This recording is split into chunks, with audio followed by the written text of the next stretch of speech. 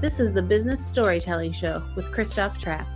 Name a top 20 storytelling podcast and a top 5% podcast globally. Christoph chats with thought leaders and experts to share tips and tricks that can help you tell your company's stories better to drive business results. Available wherever you listen to podcasts, live streamed on major social media channels, and part of the DB&A television network. Available on most U.S. television sets and streaming on Roku and Amazon Fire. Here's Christoph with today's episode. Let's go. Let's go, business storytellers. Hey, how's everyone doing? Let's talk about procrastination today. And what's interesting when it comes to procrastination, I think I do it too. But when I take a look at this book, Still Procrastinating, the No Regrets Guide to Getting It Done by Deacon Joseph Ferrari, who is today's guest, I'm not so sure I'm actually procrastinating, but we will get to the bottom of things here. So let me show you something first. On Amazon, you may be aware that I produce t-shirts, and this is one that I recently created, and this is what I put on here. The stages of content creation. You got the idea. You procrastinate forever and ever and ever, and then you spend 20 seconds creating the thing, and then you wait for approvals for 5 years or whatever, and then you finally get it out the door. Now, I call it the procrastination phase. I don't know if that's actually procrastination, or maybe I'm just brainstorming. I don't know. We will find out. We will dive into the topic of what's procrastination, why does it matter, how do we solve procrastinating, and we'll go from there. Deacon Joe Ferrari, outside Chicago, I believe. Yep. Welcome to the show. Hi, nice to be here, Chris. Thank you for being on time and for doing this today, as we agreed to do. Now, you touched on some very interesting things, so I don't know if you want me just to jump in and talk about it. Pick them apart, please. All right. Let's look. First of all, I'm looking forward to getting one of those T-shirts, by the way. Extra large would be nice. So creativity and procrastination. Oh, it must be well over 15 years ago, a graduate student named Joe Cohen, now Dr. Cohen, who is a professor at the University of Illinois in Champaign-Urbana. He was my master's student, and he knocks on my door and he goes, "Joe, all your research shows procrastination is very negative. I'm a creative guy. I'm like an artist, and like an artist, I need to have the yeast rising for me to think through the issues. You know, I have to delay." And I said, "All right, Joe, there's your master's thesis. Let's look to see if creativity is related to ruminating about failure or savoring the good time." There was a colleague at Loyola University in Chicago, has since retired, who had started a really interesting line of research, which he called savoring the good times. When we would think about the past, like ruminating, but not the negative, the failures, but all of the good things.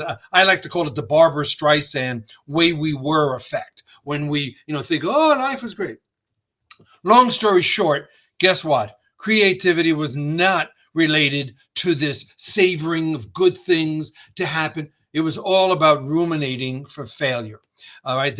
So artists, when they tell you, I need the time to think about this, well, it's because they're afraid to fail. We got to remember, we human beings are great at excuse making, and excuses are not reasons. In fact, the politically correct word is excuse is a lie is a fraudulent excuse. And we're good liars. We fool ourselves and we fool other people. But we give good reasons. They sound logical. They sound like a reason, but they're really a fraudulent excuse.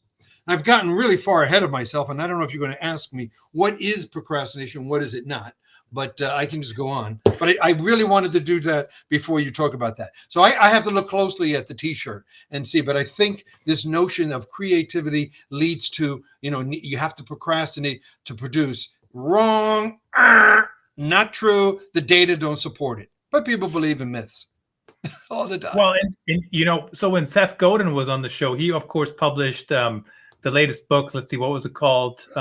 Shipping. I don't know what the name of the latest book is, but something about shipping creative work. And he said something very similar. He said, you know why people don't ship work? Because they want it to be perfect. And that's not a thing. Nothing is perfect ever. Oh, let's talk about that. Can we go there for a moment? Okay, perfectionism. Okay, you're absolutely right. You're not going to be perfect. Listener, viewer, you're not going to be perfect. You're not perfect. Chris mentioned I'm a Catholic deacon. Catholic deacons are like priests, bishops, we're ordained ministers. All right. And as far as we believe, there's only one person who was ever perfect. Okay. And look what they did to him. Well, you are not perfect. You are not going to be perfect. You will fail. God, when she made you so your knees go down. But you're also going to get up. See, the question isn't whether I'm going to fail. The question is, how do I rise? How do I get back up? That's the question. Now, data shows, I'm a social psychologist by training, and social psychologists have shown that you actually are healthiest, you're actually best adjusted if you have 85% success and 15% failure. Let me say this again. You're not a well-adjusted individual if you have 100% perfect and you strive for that. You strive for 85%. That's the majority. That's the vast majority. That's what you get. Failure teaches us. We will fail. We will do poorly. But you're absolutely right, Chris. The procrastinator is afraid, I'm not going to be perfect, so let me not finish it. Because if I never finish, if I never do the task, I can never be judged. And I can always tell you, I'm working on it. It's not my fault. Oh, if I only had more time, this would be better. See, it's not me. Procrastinators are very concerned about how other people judge them. I've been studying, researching, publishing. This was my popular book, The Still Procrastinating. But if your listener out there really wants the research, you got to go back to my 1995 book called Procrastination and Task Avoidance. Ferrari, Johnson, and McCowan. It's still the corner book. It's hard to get. It's expensive, 1995. But if you're going to research this topic, that's the book you really want. And so what I have shown, if I've shown nothing since 1988 and 89, my dissertation, is that procrastinators are social esteem conscious, social esteem concerned. Now, what does that mean? You know what self-esteem is. It's how I feel about myself, self-esteem. Social esteem is a concept that we social psychologists say, how others feel about me. And procrastinators are very concerned about what others will think of them. Now, you might sit there and say, well, then why procrastinate? People are going to think they're lazy. They're no good. No. If I don't think I'm going to do very well, if I'm unsure of myself, I'd rather you think that I lacked effort than I lack ability. Let me say that again. I'd rather you think I lack effort than I lack ability. If I finish it and it's not good, then my ability is reflected, and no matter how much I try, I just can't cut it. But if I delay, if I don't do it on time, if I postpone it, then it looks like I didn't try. I might have the ability. We'll never know, but I might. So I'd rather give you this public image, very concerned about what you think about me, is that you think I didn't try than that I couldn't do this. So very socially conscious, one misperception. And you started off, Chris, if I can keep going, about this notion, because we only have 27 minutes and I just keep talking. There's also this, no, I forgot what I was going to say. Oh, that procrastination is the same as delay and postponing and waiting. No. To procrastinate is to be strategic. You're purposely doing this. People who procrastinate are people who are purposely delaying the start of completing something, and they don't feel good about it. So to delay is not procrastination. If you're a manager, you're going to delay waiting till you get all the information in, have your people go out and tell you all the pieces you need before you make a decision. That's not procrastinating. That's being efficient. That's being great. If you've got a dozen things to do, obviously 10, 11, and 12, you got to wait because you're working on 1, 2, and 3. Well, that's not procrastinating on 10, 11. That's called prioritizing. There's actually someone right now who talks about it, calls it structured procrastination. Just call it prioritizing. We got to be careful with a lot of people misunderstanding this. And let's just get there right now. Time management will not work. You know, the reason John Wiley and Sons called the book Still Procrastinating, that was the title they wanted, was because I cover the fact that all these time management techniques you hear about will not work. because the procrastinator is a great excuse maker, and they'll do it, what I call in here, the but however.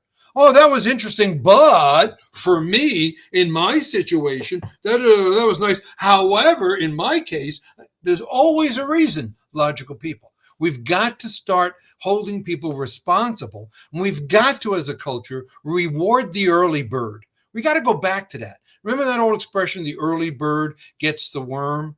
Maybe you've never heard of that, and I wouldn't be surprised because we don't talk about that. Today, we make sure everybody gets the same piece of the worm, and we cut it up, and everybody gets a fair, equal piece. Well, I like that, but I really want to reward people for doing things early, not punish for being late. See, that's the problem. We punish you if you're late. You don't pay your credit card on time, there's a fine. But what if you're like me and you pay it, I get it the same day I get it, I write a check and I send it out, or I do it online. All right, 12 months of the year, do I get something at the end of the year? Thank you, Joey. Here's a free ceiling fan. Here's 20% off.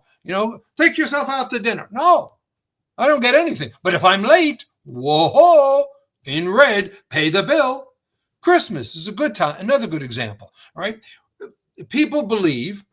Am I going too fast here for you, Chris? Because I get on a roll and I say, "No, you're fine. You are on a good roll." But I do have a question for you. So okay. when it comes down to the ability, right, versus if I don't try, so it's interesting. I've been in a number of let's call them change management environments, right, where because the industries were kind of upside down, I guess, right? Things are changing so fast. Sure. So what I tried to do is, and it worked to a large extent, is how do I use the skills that I have on a team and how do we apply them to other things? I'll give you an example.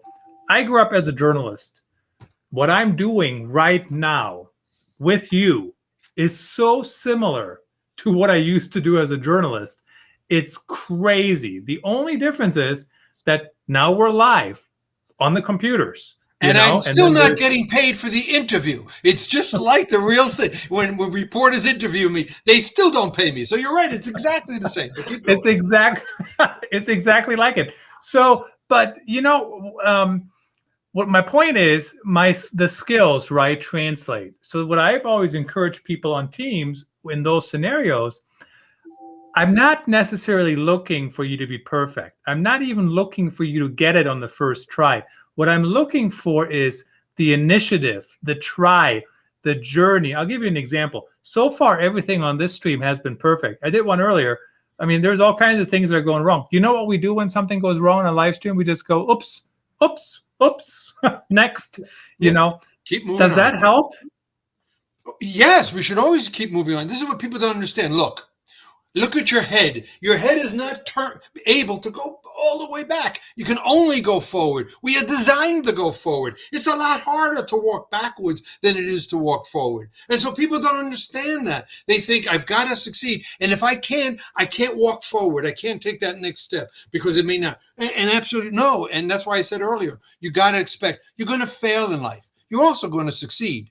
And if you never try, you've heard this is not original. If you don't try, you'll never know if you're going to succeed or not. So the question isn't whether you're going to fail. And yes, like you say, tell the teams, try whatever skills you have. We may fail, but at least we'll know that didn't work. If we don't try, we don't have an answer. If we don't do this, we just won't know what the answer. We may not know what is the answer. It's the same thing in research. If I don't do a research study, if I don't test my hypothesis, I'll never know if the hypothesis is supported or rejected. It may get rejected. It may not be right. But now I know it's not this. I don't know what it is, but I know it's not this. And so that's in life. That's the way we have to view things. You mentioned I'm a clergyman. I am. And so if you look at the Psalms, the psalmist said, we have 70, 80 years if we're strong on this earth. That's nothing in terms of time. Nothing. So why can't you make those 70, 80 years the best 70, 80 years that you can make it? It's like you're like a grain of sand on the beach. Go to the Sahara Desert. If you've ever been there, I've been to Saudi Arabia, and it's huge, the desert. Your life is like that one grain of sand. Might seem insignificant to the beach, insignificant to the desert, But if you don't put that piece of sand into the desert, you would not have a desert. If all of us contribute, we have something. See, so people fail to understand that it's not about me. Procrastinators, very much. It's all about me. I don't like it. I can't do it. It's too hard. I don't have time. Life ain't about you, babe.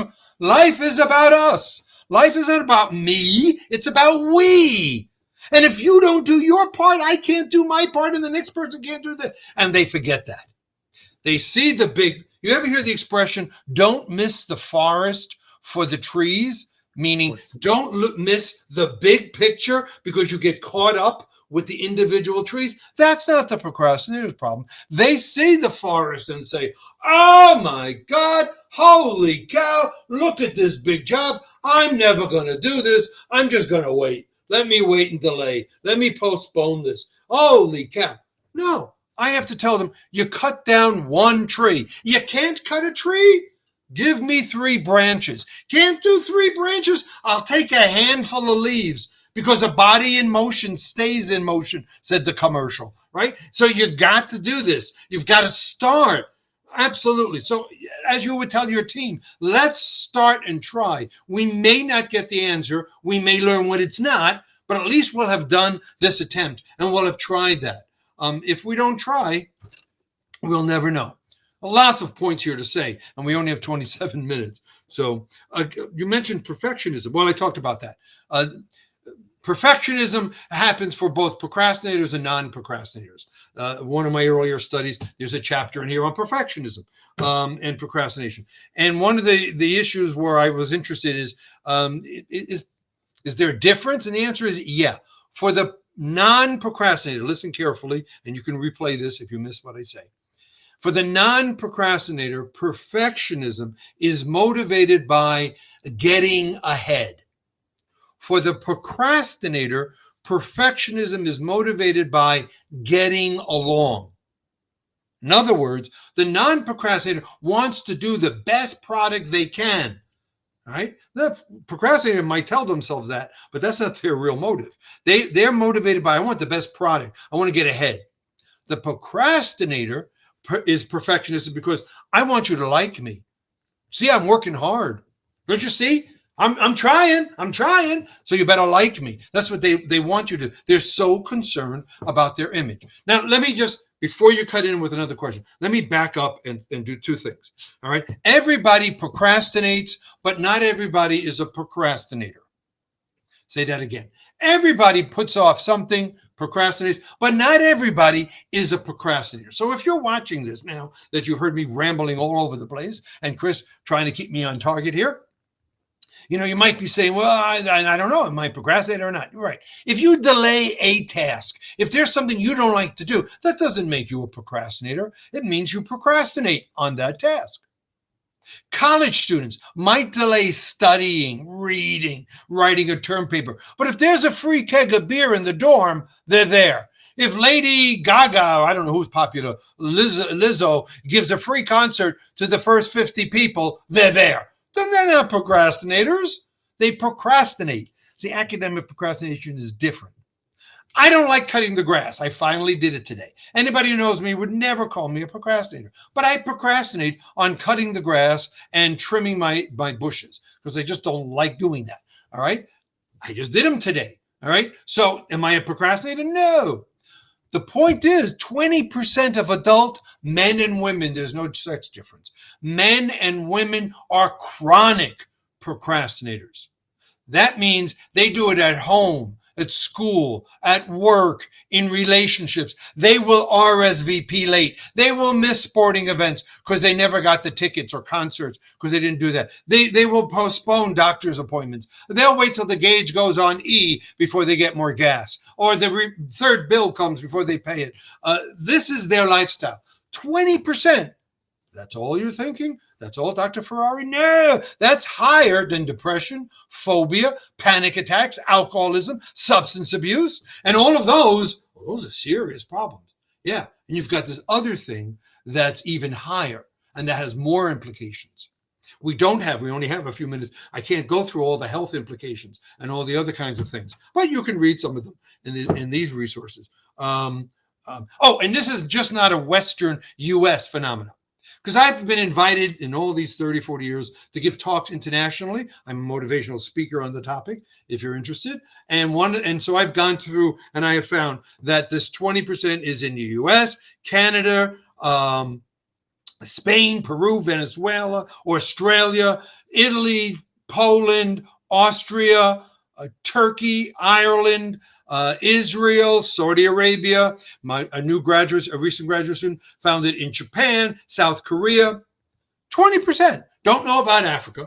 Haven't been to the continent there, to any of those countries yet. But if you think about it, that's very high.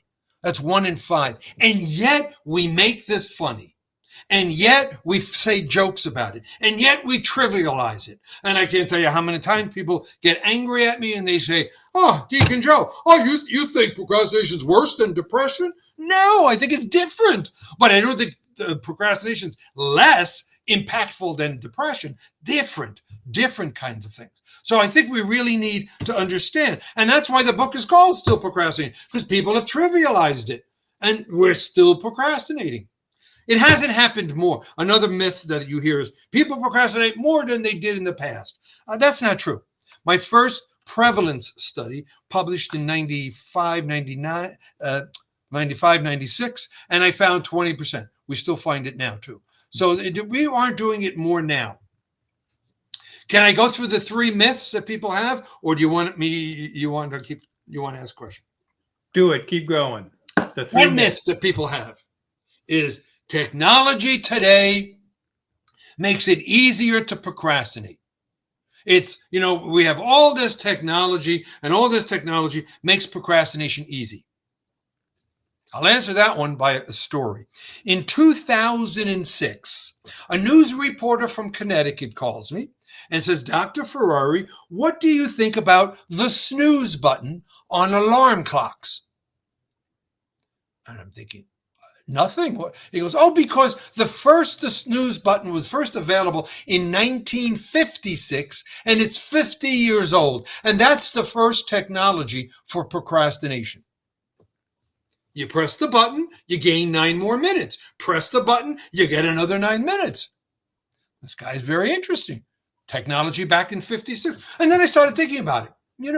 There was a time you had to get your horse and buggy together to go see your neighbor 3-4 miles down the road. You had to get the horse together and attach the buggy and go down there. Then this guy invented this thing called the horseless carriage automobile that could get you there in a few minutes. Then there was a time you had to write the letter and post it if you wanted to talk to someone. Then a guy named Alexander Graham Ding Dong Bell, whatever. Bell said, here's a thing called a telephone. There's always been technology. Technology doesn't make you procrastinate more. It's how you use or misuse the technology. Don't tell me that the smartphone makes you procrastinate more. That's excuse making. That's, again, the fraudulent excuses. All right? That's myth number 1. Oh, Ferrari, people say. You don't get it. Our lives are busier today. We have so much more to do, and we just can't manage it all. Well, think about that. What an insulting comment that is to our ancestors. How demeaning can you go to your agricultural ancestors, great-great-grandparents, who had to get up in the morning, plow the fields, make sure the roof was fixed, get the fence done, milk the animals, feed the animals, dig the well, plant the gardens. There's 168 hours in a week, 24 times 7. No more, no less. You're not busier. You're different than they were. That I'd buy. That I'd agree. Yep, you're absolutely right. But don't tell me you're busier. All right? No. How did they manage? How did they get it done? Why can't you? Think about it. There's 168 hours. That's why I said earlier, you can't manage time. Time management is a big misperception. Anybody listening here, don't sign up for a time management program because they don't work for procrastination. You can't manage time. What do you manage? You manage yourself. You manage how you do that. You can't control the wind, but you can adjust your sails. not original. Heard it from somebody else. And the Japanese like to say, and if you can't, and if there's no wind, row. Okay? Are you real? I don't know what that means, but somebody just put a message in there. So that's myth number 2. Should I go to number 3 or not? Go to number 3. We have about 1 minute. Oh, okay. Then the last myth, real quick, is that I work best under pressure, Ferrari. I need that last minute. Wrong. Read my 2001 experimental study that we published that showed they'd actually do worse under pressure, procrastinators, compared to non-procrastinators. But they think they did better. All right. I'm sorry. I can't go any further on any of this. Talk to me, Chris. Takes more than 27 minutes. It does. I mean, we're just blazing through this. Ray on YouTube says, "Are you real?" I don't know what he's referring to. I don't know either. He's saying, I assume he's think I'm real. Yeah, we're real. This is real stuff. So anyway, it looks like we're putting people. They've got some other ones. Put user in timeout on YouTube. Okay. All right. We are out of time indeed. I really appreciate you joining us today. Great insights. Get the book, everyone. Still Procrastinating. If you're watching on Amazon, it is available in the featured carousel. The link is everywhere else. Is that one on YouTube as well? You can find this. It's pretty expensive, but this is really for more scholarly academic. If you're looking for something on how to deal with it other than a time management approach, because you've tried everything else, I suggest you look at the data-driven of this particular book. It's been around a long time. Fantastic. I really appreciate you making the time and fitting so much knowledge in such a short time period. Thank you so much. Thank you.